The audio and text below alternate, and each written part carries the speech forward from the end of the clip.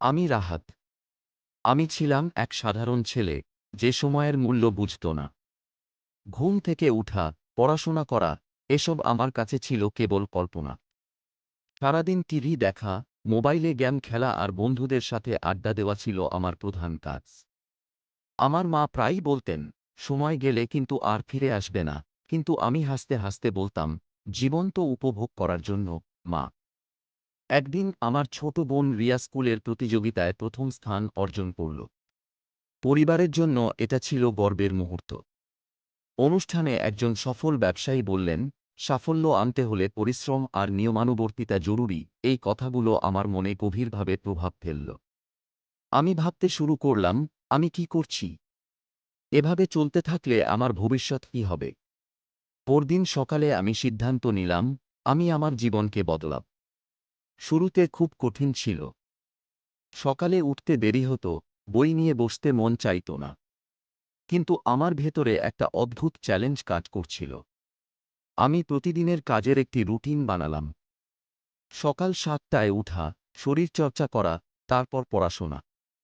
এরপর আমি একটি অনলাইন কোর্সে ভর্তি হলাম, প্রোগ্রামিং শেখার জন্য। প্রথম দিকে কোডিং শিখতে অনেক কষ্ট করতে হলো। মাঝে মাঝে মনে হতো, সব ছেড়ে দিয়ে আবার আগের মতো অলস জীবনে ফিরে যাই। কিন্তু আমি আমার ইচ্ছাশক্তি দিয়ে সব বাধা অতিক্রম করলাম। ১ বছরের মধ্যে আমি প্রোগ্রামিংয়ে এতটাই দক্ষ হয়ে উঠলাম যে ফ্রিল্যান্সিং শুরু করলাম। প্রথমবার আয় করার পর যখন আমি মাকে বললাম, মা, এটা তোমার জন্য, তখন তার চোখে জল চলে এলো। আমার এই পরিবর্তন দেখে বন্ধুরাও অবাক হল। যারা আগে আমাকে অলস বলত, তারা এখন আমার কাছ থেকে পরামর্শ নিতে আসত। কয়েক বছর পর আমি একটি সফটওয়্যার কোম্পানি প্রতিষ্ঠা করলাম। আমার কোম্পানি সারা দেশে পরিচিতি লাভ করল। বিভিন্ন বিশ্ববিদ্যালয়ে আমাকে অনুপ্রেরণাদায়ী বক্তা হিসেবে আমন্ত্রণ জানানো হতো। প্রতিটি অনুষ্ঠানে আমি আমার গল্প শেয়ার করতাম। আমি বলতাম, অলসতা আমাদের জীবনের সবচেয়ে বড় শত্রু। একবার যদি আমরা নিজের ভেতরের শক্তি খুঁজে পাই, তাহলে কোনো কিছুই অসম্ভব নয়।